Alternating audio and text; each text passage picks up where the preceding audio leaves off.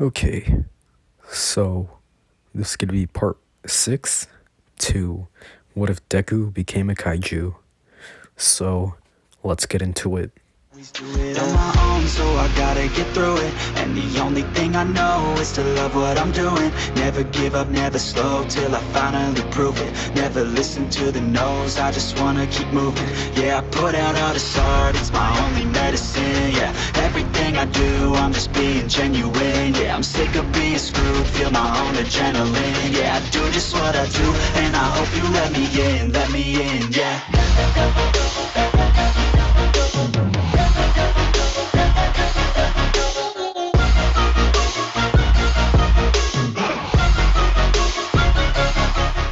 Alright, so this is the second time I'm recording this because I didn't like how I did the first time because my explanation was terrible. It didn't make any sense. But none of my videos make any sense, so whatever. But I decided to redo it. So where I last left off, Deku had to fight a kaiju because a kaiju attack happened while in the middle of the sports festival when he was fighting Todoroki, and he killed it. He got super regeneration.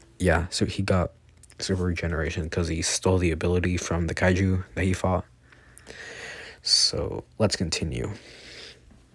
So Deku and basically everyone at UA would get a week off because of the whole incident, and Deku would help out the defense force, and like some heroes would also be there, like All Might, and just basically like every hero that has like a strength quirk, or like just someone like with a quirk that just enhances their strength in general.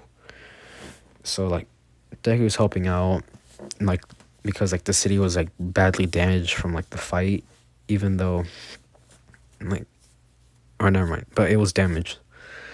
So Deku's helping, and so Deku would like, he would help like the entire week just to like clean up like the city and just trying to make it more like how it was before the attack happened. And they managed to do that, but they still gotta like fix like the buildings, which Deku can't do. So he has to leave those to like the other people, like those construction workers. So the week passes.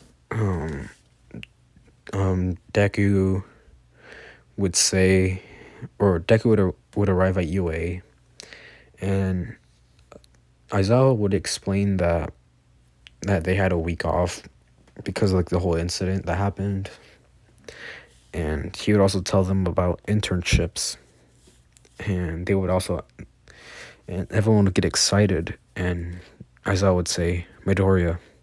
Deku would say yes, and Aizawa would say like, take this, and he would hand Deku a paper slip, and he would say that you're leaving for the day with Nezu, so pack your things and meet him at his office. And Deku would say, really, for what for? And Aizawa would say, I don't know, but he just told me to give you this. So just like hurry up and get your stuff. So Deku would start packing up, and people would say that like Deku was lucky that he's getting to go home, and some of them are actually kind of feel bad because like they're getting their internships and Deku is not getting one, because I don't see that. Or yeah, they think that Deku's not getting an internship, which they're right, because Deku's not getting an internship. He's gonna do something else, but I'm gonna explain that later. So Deku would pack his things, and he would go to Nezu's office, and he would knock on the door, and Nezu would say, come in. Deku would say, hey, Principal Nezu, you called me here? And Nezu would say, yes, I did. Did you bring your stuff? Deku would say, yeah, I did. And Nezu would say, perfect, follow me. We're leaving the school. And Deku would say, really? What for? And Nezu would say, remember that surprise I told you about? Deku would say, yeah, I remember. Nezu would say, like, follow me, I'm gonna show you that surprise. And Deku would say, like, where's the surprise gonna be? And Nezu would say, like, that's the whole point of the surprise, you're not supposed to know where it is. And Deku would say, oh, sorry. So they leave the school, and they would get into a helicopter and make their way to the secret like headquarters of the defense force that no one knows about except for All Might. So they would arrive there, and Deku would say, like, so this is like, why are we here? And Nezu would say, like, this is a little pit stop, I just came here to grab a few things. Your real surprise is up there. And he would point all the way to the mountains, like on top of the mountains, and Deku would say, really? Okay. And Nezu would say, like, you gotta walk there. And Deku would say, like, I don't feel like walking. So he would just transform. And Nezu would say, like, no, you gotta go walking. It would be worth it. It would be less surprising if you just jump there using your kaiju form. And Deku would say, oh, alright. So he would detransform and just walk.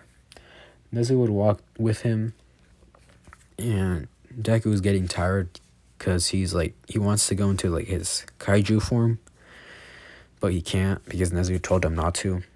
And Nezu, since he's, like, really small, he's also really tired, so Nezu just sits on Deku's shoulder, and they would walk for about an hour into the mountains, and Deku would say, like, how much further is it? Nezu would say, just a little bit further, just up that little peak. And Deku would say, okay. So Deku would arrive at the peak of the mountain, and he would look to see a house. And it's a pretty big house. And Deku would say, what's that house doing there? And Nezu would say, that's yours. And Deku would look at him and he'd say, wait, what? What do you mean? Nezu would say, like, that's your surprise. I built you a house. And Deku would say, what, really? Why? And Nezu would say, like, well, since you felt me, you felt out the defense force and the heroes, and you saved the city numerous times. So I feel like this is, like, the least I can do. And plus, you told me that you lived in the forest your entire life, basically your entire life. So I figured that your surprise will be in a house because But so Deku would hug Nezu because he's grateful that he has a house now, and a big one, in fact. Not like a mansion, not like a mansion, but like a decently sized 2-story house. Deku Nezu would give Deku a tour of it. He would have, like, 4 rooms in there. He would have 4 rooms. And he would, like, Nezu would show him, like, the kitchen, bathroom, like, just basically everywhere in the house. And Nezu would also show him that he has a pool and a hot tub in his backyard. And Deku would say, whoa, like, this is kind of a lot just for one person. Nezu would say, yeah, I know, but that's not the only thing. Like, Deku would say, like, wait, another surprise? And Nezu would say, yes, follow me. And they would make their way back down the mountain, but on the opposite side. Yeah, on the opposite side of the mountain. They're making their way down. And they would eventually get to a building, like a really big building. And Deku would say, what is this building? And Nezu would open the door, and he would say, this is your training room. And Deku would see how big it is. And Deku would say, whoa, this is my training room? Nezu would say, yeah. it was made specifically designed for you, and to hold and be able to withstand your kaiju powers at your maximum potential. Well, what we think is your maximum potential. You keep saying that you hold back a lot, so we don't really know. And Deku would say, "Yeah, I do, but hopefully, this actually keeps my attacks from like well, but he says that hopefully this is actually can actually withstand his maximum potential or his maximum power." And he tests it not with his actual maximum potential, but he shoots he would punch like the one of the walls and it wouldn't even crack. Like he was putting force behind it, but not too much. And it wouldn't even crack. And Deku would say, "Whoa, that's crazy." And Nezu would say, like, "Try it in your kaiju form." And Deku would transform into his kaiju form, and he would punch again. This time it would give off a little shockwave, and it would push Nezu back, but nothing happens to the wall. It's still there. It does not crack. It doesn't even break a little. It doesn't even shake from the impact. It's just there, like not damaged. And Deku would try to hit it harder and harder, and eventually it would crack, but that's close to his maximum potential. And Nezu, from all the punches, like all the shockwaves that have been coming off of the punches, he's been like flown back. Like he's been getting pushed back a bunch of times to like the opposite side of like the room, like the building, it's a pretty big room. It's a pretty big training ground. So he Deku's like, "Oh, I'm sorry, Nezu, I didn't mean to." And Nezu would say, "Yeah, it's all right, but yeah, this is your training room. You can use your kaiju abilities here." And yeah, that was your surprise. What do you think? And Deku would say like, "I love it," and he would give Nezu a hug, like he would hug him really tightly. And Deku would say like, "No one has ever given me this much like stuff in my life." And Nezu would say, "Yeah, like I'm really grateful that you are a good person and you've been helping us out." And Deku would say, "Yeah, and I'll keep helping you out until we figure out like what's causing all these kaiju attacks to happen and where they're coming from." And Nezu would say, "Yeah."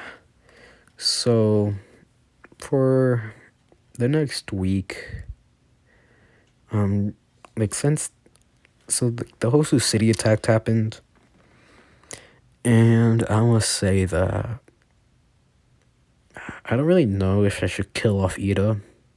Should I? I don't know, but I'm not gonna say anything about like the Stain attack, but I'm just gonna say like the Hosu city attack did happen with all the Nomus. I don't really know if I should actually kill off Ida, because the only reason Todoroki was there is because Deku gave up gave him like his location. So that's the only reason why Todoroki was there. So I feel like I should kill him off, but I don't know. You guys can decide if you want Ida to be dead. But yeah. Deku, like, he has a TV, but he doesn't really use it because he's mostly like outside and training. So he didn't really hear about the Hosu attack. And plus, it's really like the Hosu city is pretty far away from like the city he is. He like where UA is, and he's already really far away from that city. So Deku doesn't know about the Hosu city attack. So Deku just spends his entire time there at his new house, training, doing whatnot. I'm gonna say he has a movie theater room, like his basement. He has a basement that's basically a movie theater room. He has a pool and hot tub. I think I mentioned that earlier. But yeah, he's like goes in his like movie theater room and just watches movies. He plays like video games there. So yeah, so the week would be up, and everyone would be back at school except for Ia, because he just like he's really badly hurt because of stain, or he's dead. You guys are deciding on that. But Aizawa would have mentioned that Ida got really injured, but yeah, he would have mentioned that he's really about Ida, and them like they're like worried about him because they don't know how badly he's actually injured. And Deku didn't really know about the Hosu City attack, so he asked Aizawa more about it.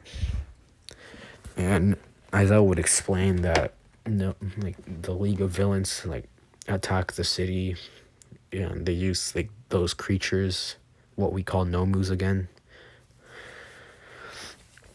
And Deku would say, "Oh, like oh my god, that's horrible." And Deku was thinking in his head like damn, like I could have stopped that, but I didn't check the news. Like I'm such an idiot.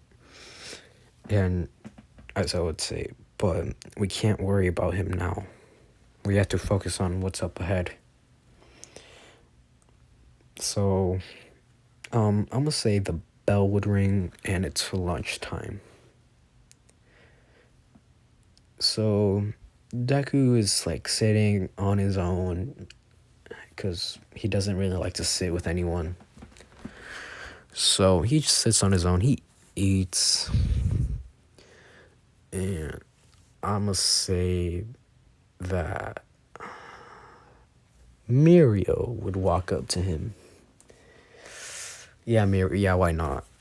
I was gonna say no, but I feel like this would make it more interesting. So, Mirio would walk up to Deku, and even though Mirio's a third year, and I'm pretty sure their lunch periods are different times, or at different times, I'm just say that Mirio had like some free time and decided just like to look at the first years, like kind of creepy. He's just there, just looking at them. But then he would like spot Deku and noticing that he's alone, so he just decided to walk up to him. And Mario would say like, "Hey, what are you doing there?" And Deku would look up because he's sitting down. He would look up and he would see Mirio, and he would say, "Oh, hey, like I've never seen you here before." And Mirio would say, "Yeah, I'm not a first year," and like he would say that he's a third year. Deku would say like third year, like what are you doing here then? Don't you have a different lunch period or lunchtime? And Mirio would say, "Yeah, but I had some free time and decided to just wander around the school." And Mirio would sit down next to Deku, and they would just talk for a little bit. He would introduce himself as Mirio, and yeah, they would talk. And Deku would say, "So, are you a hero, or are you in the hero course? Or are you in the defense force? Are you in the defense course?" Yeah, the defense course. That's how you join the defense force. And Mario would say that he's in the hero course, but he's also in the defense force. Yeah, sorry about that, guys. Anyways, so Mario would say that he's in the hero course and he's also in the defense course. And the reason I'm putting Mario in the defense course is because I felt like Deku would not be the only one, and I feel like Nezu would also trust Mario and basically the big three. Nezu would feel like he can trust Mario, the big three, to be in the hero course and also be in the defense course as well. So So Deku would not be the only one. And then Tamaki and Nejire would walk up because they were looking for Mirio. Tamaki would say like, "Hey, Mirio, like you wandered off again. You wandered off again." And Mirio would say like, "Oh yeah, sorry. Like I was just talking with what's your name?" And Deku would say, "My name is Midoriya." And yeah, Mirio would say, "Yeah, I was talking with Midoriya." And Tamaki would look at him and he would say like, "Midoriya, you a first year?" And Deku would say, "Yeah, I am." Then Nejire would I think the yeah, I don't say that Nejire heard about Deku. Like no, she wouldn't know Deku or hear about Deku. So, but she will go up to Deku and like ask him a bunch of questions about like his quirk and like just random questions, like how she usually does. And Deku would answer most of them, not all of them because they're too personal. But Mirio says, "So, Midoriya, are you in the defense force? Or like, I mean, are you in the hero course?" And Deku would say, "Yeah, I am, but I don't really know if I'm supposed to tell you this. But since you told me, I figured that I would tell you. But I'm also in the defense course or defense force."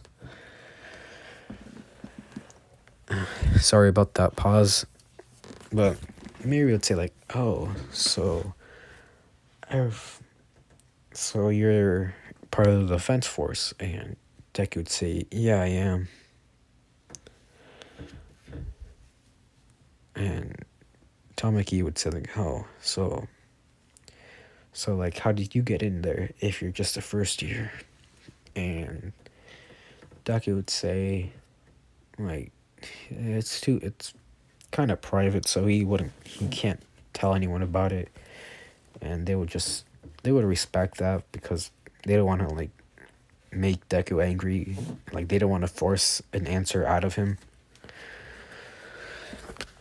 So they would continue talking, and then I would say that they're like they would continue talking, and then the bell would ring, and that would mean that lunch is over.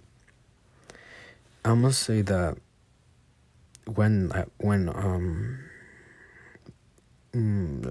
I'm sorry, but when Deku, like when the first year's finished lunch, I'm gonna say they would it would be the second year's time for lunch, and then the third year's.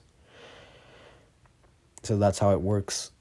So Deku said like, "Well, I gotta get going. It was nice to meet you guys," and Mirio would say, "Yeah, it was nice to meet you," and all of them would like would say bye to Deku and just move on because they gotta get a class too. Sorry about that, guys. Anyways, so Deku would return back to his class, and Aizawa would tell everyone to get ready because they're gonna go to their internships. So everyone would like pack up their stuff and they would get their hero costumes and they would make it to the train station where they go to the internships. And Deku still went even though he doesn't have an internship. But he still went, and everyone left, and Aizawa and Deku returned back to the school. And since Deku didn't have an internship, I'm gonna say that Nezu came in to ask for Deku's help, and Deku would say, "Oh, okay," and Nezu would say, like, I would like to introduce you to some people," and Deku would say, "Oh, okay, like, what is it? Like, who are they?" And Nezu would say, "Well, they're students from UA, and just like you, they're in the defense force and in the hero course." And he would say, "Oh, really?" And Nezu would say, "Yeah." And they would open a door to a room, and Deku would see Nejire, Tamaki, and Mirio again. And Deku would say, "Oh, it's you guys." And Nezu would say, "Oh, you know them?" And Deku would say, "Yeah, I know them. I just met them today." And Nezu would say, "Oh, did they tell you that they were in the defense force?" And Deku would say, "Yeah, they told me." And Nezu would say, like, "Did you tell them that you were in it too?" Deku would say, "Yeah, I did." And Deku would say, "So, is there something you need help with, Nezu?" And Nezu would say, "Yeah, we've been getting, well, we've been getting more activity back down in the ocean where you were last time." Deku would say, "Oh, really?" And Mirio and the rest of them, they're kind of confused. They're saying, like, the ocean, like, what do you mean? And Nezu would say that they had with Deku down there to explore, and they found out that there are new types of species of kaiju down there, aquatics, like kaijus that live in the sea, and they would like be surprised of how like just how they only sent one person down there and not like an entire team.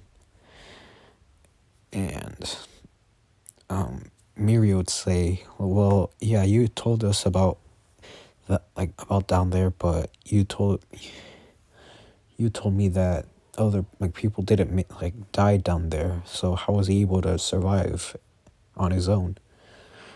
And Nezu would say, or he would look at Deku, and Deku would look at him, and Nezu would say, "Are you gonna tell? Should you? Are you gonna tell them?" And Deku would say, "Well, I guess." So Nezu would say, "All right, follow me, everyone." And they leave the room and they go into a bigger room. I'm gonna say like this is at the defense force, headquarters, like the secret one where nobody knows. And this is the first time. This is Mirio, Tamaki, and Nejiri's first time being there. So like they're just looking around and they're amazed. Deku's already been here, so it doesn't really matter to him. But Nezu would take them to another room, like a really big room. And Nezu would say, "All right, Midoriya, you can show them." And Deku would say, "All right."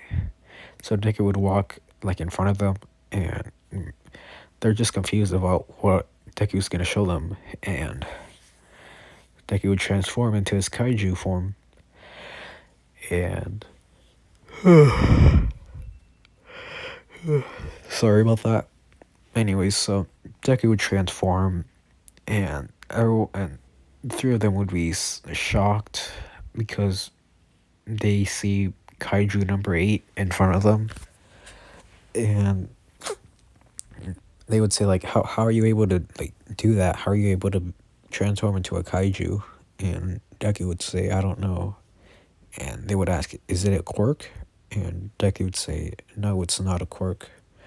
I'm actually quirkless. Something happened to me made that made me gain the ability to transform into one."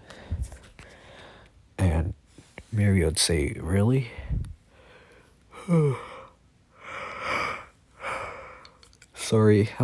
sorry about me yawning. I'm tired, but anyways, so they're surprised and they would ask, so they would say like, "So you're Kaiju number 8?" And Deku would say, "Yeah, I am." And they would ask who else knows about this, and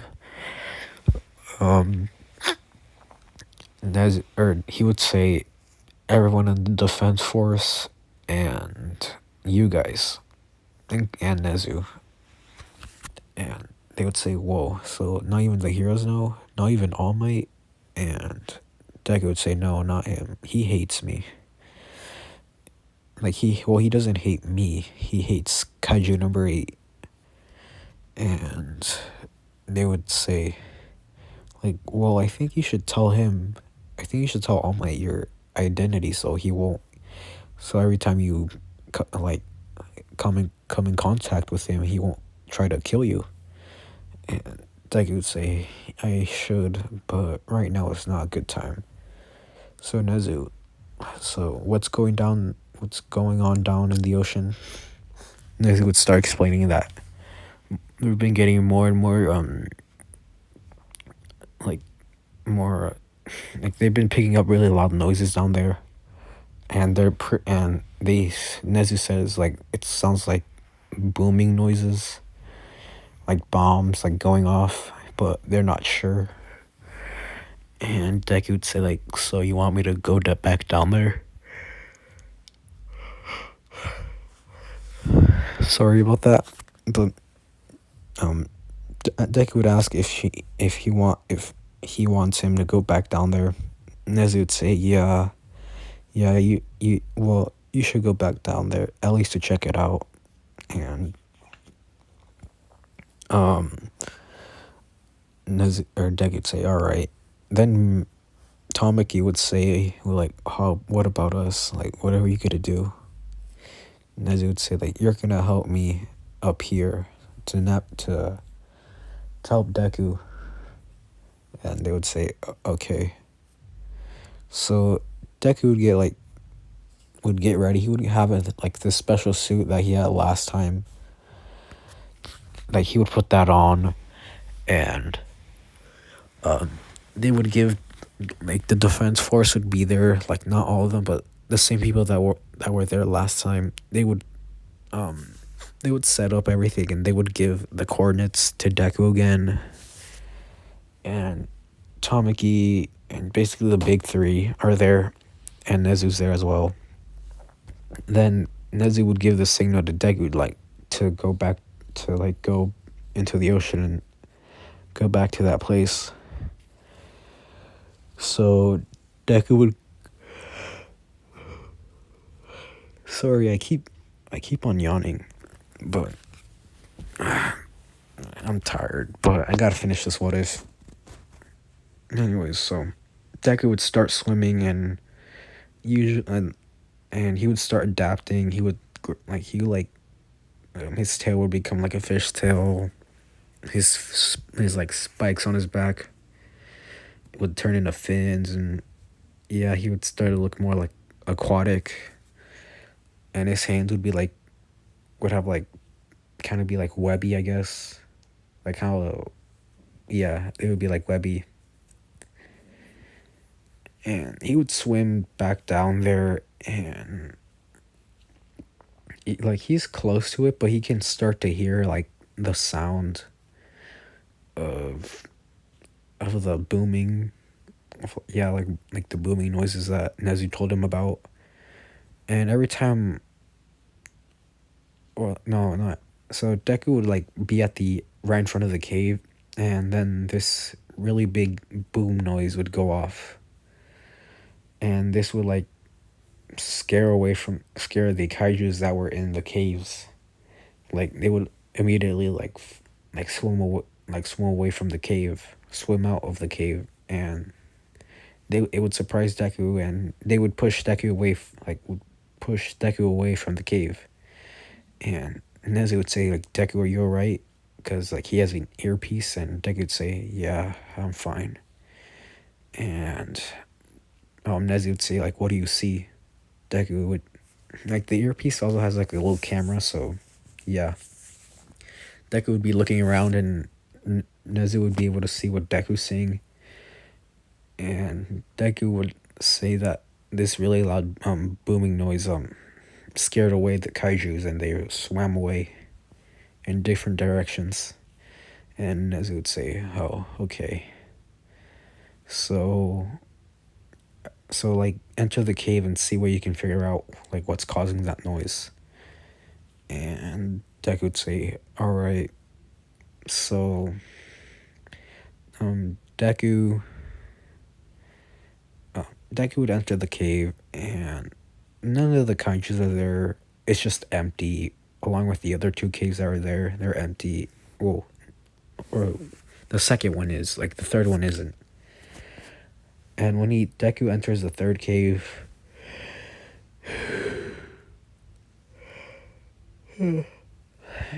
sorry. So when Deku enters the third cave, he would see like the giant kaiju that he saw last time that was chasing him. And he would see that the kaiju is just making a lot of noise. Like he's trying to like leave like the hole that he's in. Like that he's in. He's like breaking like all like the rocks around him. He's just causing like a bunch of rubble to fall, and that's what's like making like the booming noises. Like he's punching like the rocks, and that's what's causing the booming noises. And Nezu would say like, "Oh, so that's what's causing the noise." And the big three are just shocked because like they've never seen like a kaiju this big, and they still don't realize how big it actually is because they only see the head.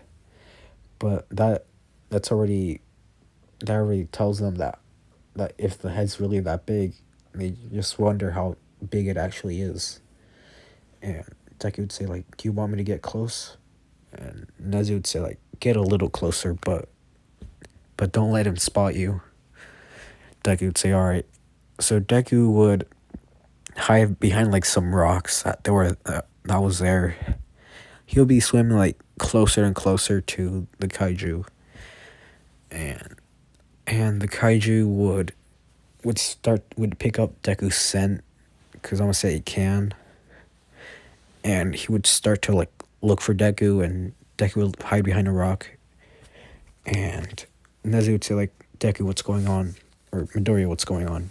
Deku would say that, I think I think the kaiju found me." And Nezu would say, "Really? Are you sure?" Deku would look back, and he would still see the kaiju like sniffing and like looking around for him. Deku would say like, "Well, I think he picked up my scent, but I don't know if he knows that I'm here." And Nezu would say like, "All right, but now we know what the booming noises are. That's all you needed to do. So get out of there."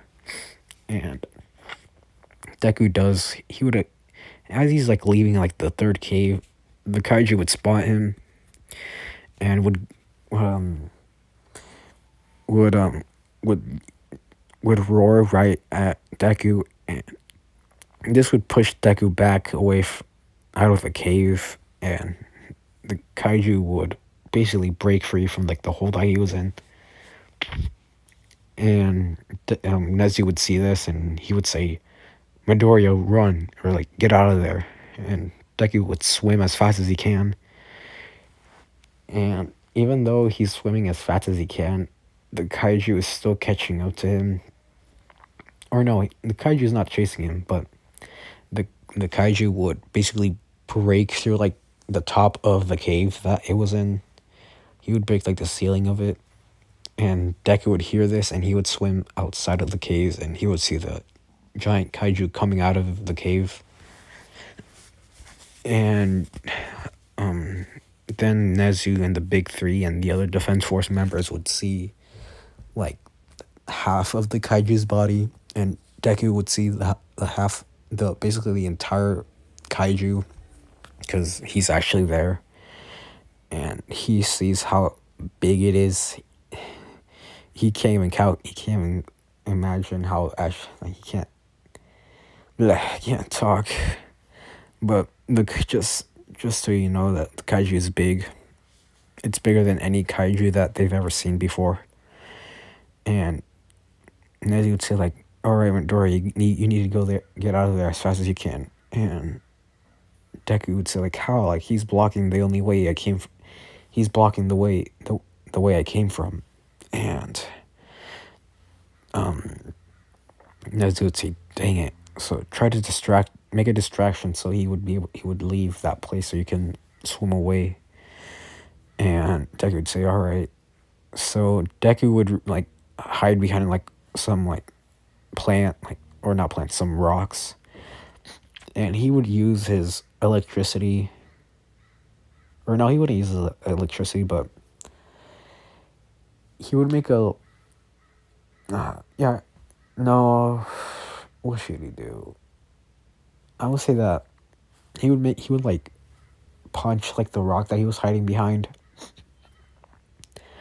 and he would swim away as fast as he can. So he would hide behind another rocks to get the kaiju's attention, and the kaiju would hear this and like would swim towards it, and he would just look at the rock, like the destroyed rock, and Deku or Nezu would say like, "All right, this is your chance, like get out of there." Deku would say, "All right," and sorry about that, guys. Anyways, so Nezu would say that this is his chance, and he has a chance to lead to get out of there.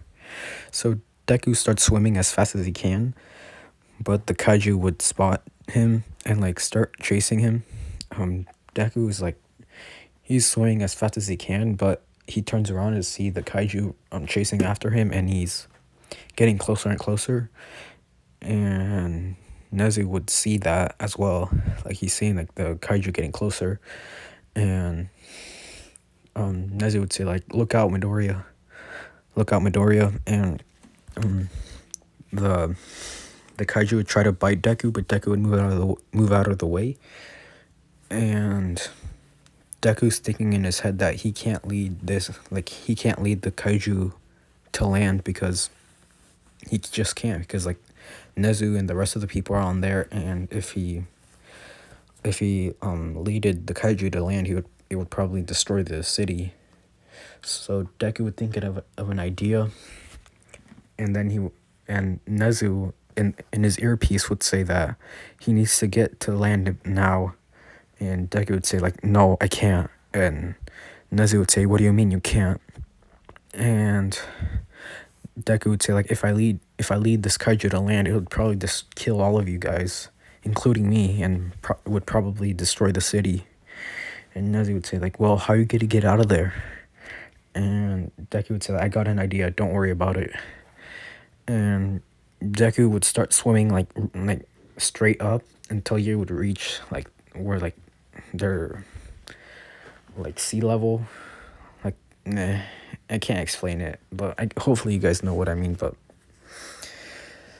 he would start swimming up, and the kaiju would start like swimming up as well and trying to bite Deku, but Deku would keep dodging the attack, and Deku would jump out of the water, and he would use some kinetic energy that he had stored up in his body from the kaiju fight. I won't say that he like absorbed more than he wanted to, so he would use that kinetic energy to charge up his fist, or his fists, and he would just punch straight down, and he would boost himself even higher. And then the giant, it'll make like a tidal wave, I guess. Yeah, a whirlpool, like a really big one. But then the kaiju would just appear right below it, and it would basically jump out of the water as well, or like basically poke its head out of the water, and Deku, or no, the kaiju would actually jump out of the water, and it would try to bite Deku, but Deku would like sprout wings from his back. No, he wouldn't. He can't. Or no, he can't. But so like when Deku's falling back towards the kaiju is ready, like it opens its mouth to ready to bite Deku. But Deku would be charging up an attack, and and when Deku's finished charging up the attack, this is when the kaiju tries to bite Deku, but Deku dodges it in the nick of time. And then he would move to the side and just punch the kaiju as hard as he can, making like a really big like shock wave. I'm gonna say that like they're still pretty far away, and this is like the strongest Deku can go.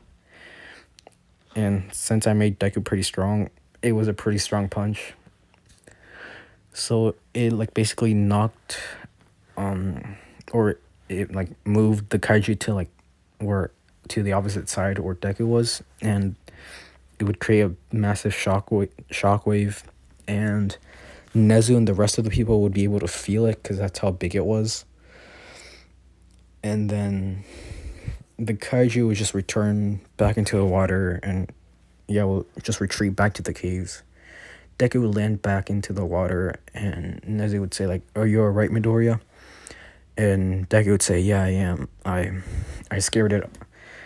I scared it off." Or, yeah, he'd just say that he's like he got rid of him, and Nezu would say, like, "All right, now you can return back to land, right?"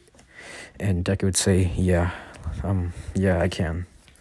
So Deku would return back to land, and he's tired because he's like he's been swimming like as fast, like really fast, and that really tires him. So he would just like drop to like his knees and like he's breathing heavily. Everyone would rush over to him and asking him if he's okay, and Deku would say yeah. And Nezu would say, "Well, thank you, thank you, Midoriya, for going back down there." And Deku would say, "Yeah, it's fine." And Nezu would say, like, you deserve a break." And Deku would say, "Yeah." And then he would. I was about to say he would pass out, but I'm not saying. But now he's not. He doesn't pass out. So, the big three would help him get back up and basically carry him back to like the headquarters. And yeah, that's gonna be it. So I'm gonna end it off here. I hope you guys liked this part. If you did, make sure to like and subscribe, and I'll see you guys next time. Bye. I want that body, baby, show me.